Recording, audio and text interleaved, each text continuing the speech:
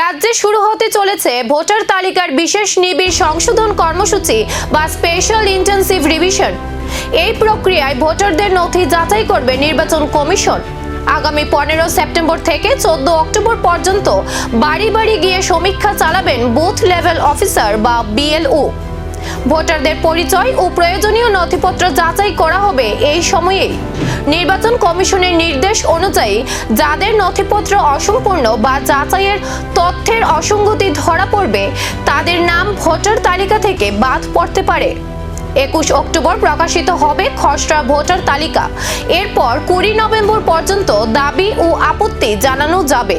সব অভিযোগের নিষ্পত্তির পর 23 সেপ্টেম্বর প্রকাশ করা হবে চূড়ান্ত ভোটার তালিকা।